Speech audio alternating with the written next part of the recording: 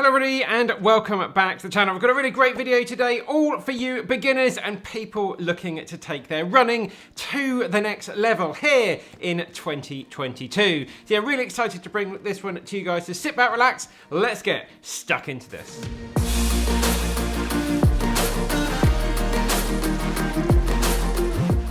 Well guys, it's great to have you here. Happy New Year if you're joining us in the early part of 2022. We've got loads of tips and tricks today, mainly aimed at more the beginner sort of people looking to progress their running a little bit. A lot of us can take all of these tips and use them day to day to help our running out. As usual, we're going to split this video up into various sections. If you want to have a look around, then you can move your mouse around down below and have a look at the things that you think are applicable to you in your running.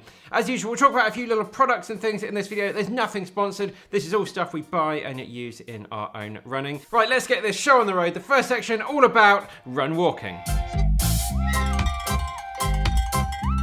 So a lot of people, when they start out, they go out and just go running. And what often happens is that they can pick up an injury quite quickly. So what we always recommend when people that are starting out on their running journey, or maybe they're coming back to running or starting running after being injured, is to do what we call run walks. So that might be sort of 2 minutes running and then maybe 3 minutes walking and repeating that. So it really helps us build up gradually. Our muscles and bones can adapt to what they're asking to do, and it dramatically reduces that chance of getting injured. But we're building week on week and getting that consistency to get fit out there. Moving on to chat about running shoes. Now, obviously, we're going to need a good pair of trainers out there. It's always best, if you can, to get to your local running store, get fitted properly by a professional, speak to them about your budget and what you're looking to do in your shoes, and they will find the very best pair for you. If that's not an option for you, then check out our dedicated how to buy running shoes online video. But a few tips and tricks from that is to do something what's called the wet foot test. We'll link to that down below with how to get through that. Very simple thing to do at home, and you can see if you need a neutral shoe or something with a bit more support and stability. As a general rule, you're probably going to want to size up half a size on what you would regularly use in your shoes. Our feet do swell up a little bit, and we need to have a little bit more movement in there. And when you're having a browse run online, look for something called drop, which is the distance between the back of the shoe and the front of the shoe. Something around about 6 to 10 millimeters will be really good for anyone starting out on their running journey. Just helps take a little bit of the stress off your calf muscles, and you may want to progress down later on in your running journey to something with a lesser drop to do some speed work,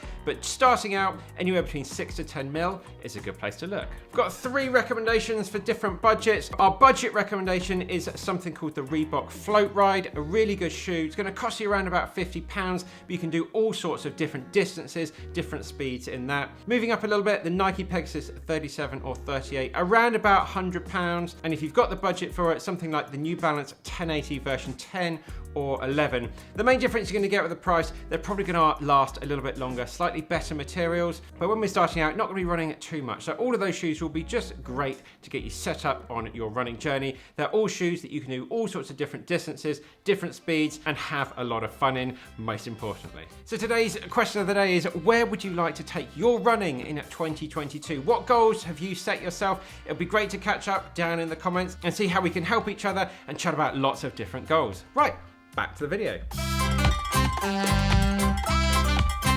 What a lot of beginner runners struggle with is learning to run at different paces, but it is so important if we're going to progress our running journey and add fitness as much as we would like to.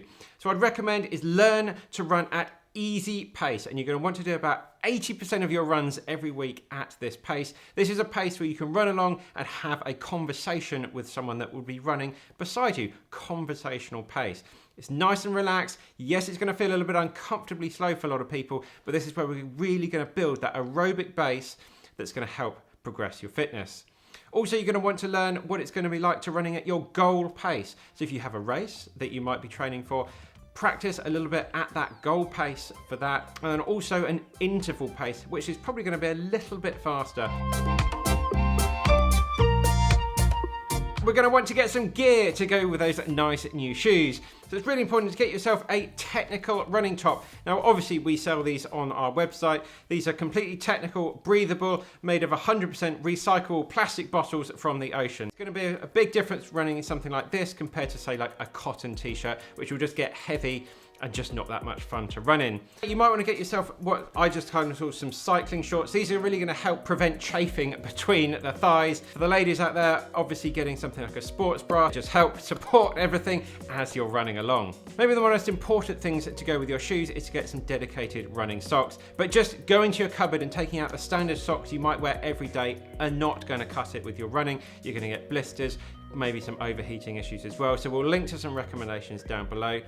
And then when you want to go out, you want to take something like this. This is called a naked band. This is quite expensive, but I'll link to something a little bit more moderately priced down below. But in this, you can put it around your waist and carry all your essentials, your keys, your phone, your bank cards or something like that. When you go out, so you've got everything with you, nice and secure. You may want to carry some nutrition and some water in there as well. It's really good to log your runs when you're out and about. Now, you may just want to do that with something on your phone, attached to your arm with an arm holder there. Apps like Runkeeper and Strava have completely free options, and they're going to allow you to track your run as you go around and keep a nice log of it. After a while, you might want to get yourself a dedicated running watch that you can attach to your wrist. It's far more easier to see what's going on as you're running along.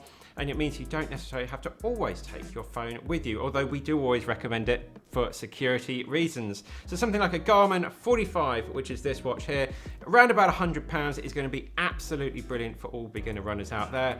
If you do want a few more features, then have a look at something like the Coros Pace 2 or the Garmin 245. Both come with a lot more advanced metrics you may want to invest in if you're really keen to take your running to the next level. Another couple of things I could never be without is my dedicated running hat. Yes, that's what we sell here on the channel. We make the best running hats in the business to help you with all your running. Helps keep all that sweat out the face, your hair in check, you're looking cool, hat backwards or forwards. Just a great piece of overall kit that really helps take your running to the next level. And also something like this. This is what's called a tiger tail. Will really help to roll out your muscles when you are feeling a little bit more fatigue, and you can do a lot of that preventative work before those injuries come in. Just really helps let those muscles recover after your runs. Quickly guys, if you are finding this video useful, please like and share it with a friend who may be about to start on their running journey and is looking for a few tips and tricks. Thanks very much guys. Right, back to the video.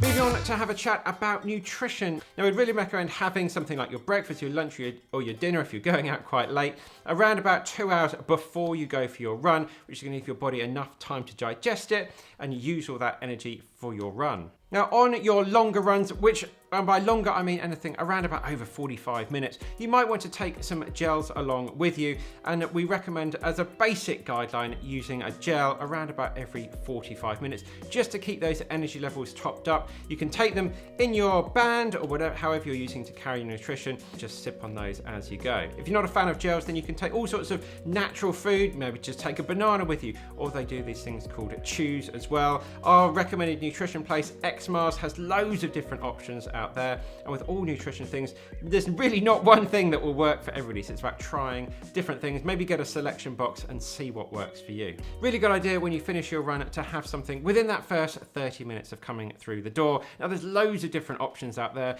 You can get pre-made recovery shakes, or just having some simply toast and some fruit and things like that. A good source of protein to help your body start recovering from the exercise you've been putting it through. Now, it's really important to try and add some strength into your week to help your body cope with the running that you're going to be doing. Now, in an ideal world, we'd be at the gym twice a week and doing all of this stuff, but for a lot of people, it's just simply finding the time to do that.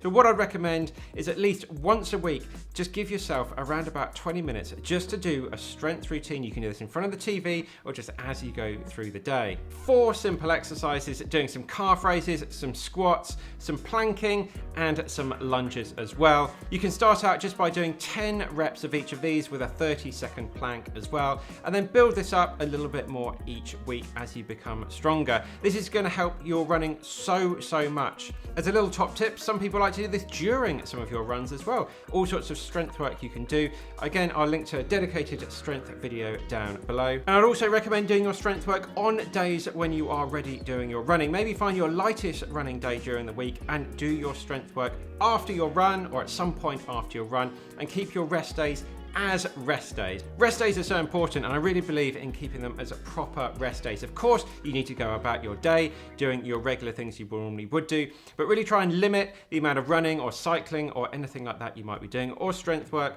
and maximize the amount of sleep you're getting, because that is when your body is going to make all the adaptations to become the runner you want to be. So with everything going well, you're on your running journey, you might like to look for a race. I really recommend, if you do have a park run near you in your part of the world, is to get down to your park run. These are so good at practicing races, although they technically aren't races, but you will get a finish time for each time you complete your course. They really help us turn up at a set time every week, which is what you'd have to do for a race. They help us to practice our pacing. They help us deal with the pressure, which is so important when you are ready to go and do your race. So really important, get down to a few park runs and practice them. And then when you're ready, we really like a company called Run Through, or the race organizer as well here in the UK. But we'll link to a few directories which we normally use to find races as well. Now, a little top tip here. A lot of people say, I'm just doing a 5K or just doing the 10K. That doesn't mean they are any less. They are just as hard as people that are running a marathon. Don't feel the need to always be trying to run longer and longer and longer. Set what you find is the most comfortable race distance for you, and challenge yourself to achieve the goals you want to achieve in that distance. Marathon runners are no better people or anything than people that can run a 5K very fast. So don't always feel you have to always work up. Find the distance that works for you and set some goals that you want to achieve in that. And finally, with all beginner running and people that want to take their running to the next level, motivation can be the big stumbling factor, especially here in a UK winter. So what I recommend is to really try and find your why and your goal. Now, there could be lots of different reasons. I've made a few here, so let's just have a look. Complete a race, finish a race in a certain time. Maybe you want to run every street in your town.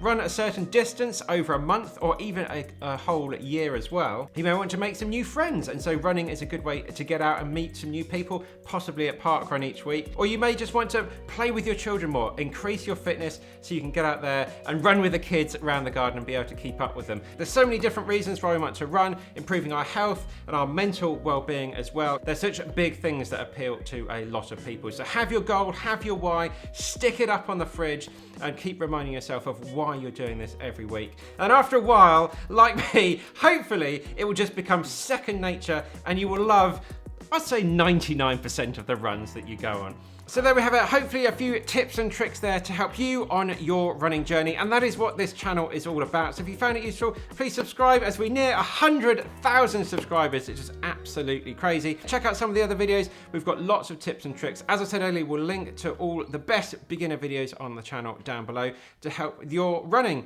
Please check out the website, the latest training plans, all our beginner plans are completely free, so we'll really help you out on your running journey as well. All the latest gear, the best running hats in the world. Thank you so much to all the Patreons and the YouTube supporters here as well. Right, I'm off to get my next run done, and I'll see you very soon in the next one.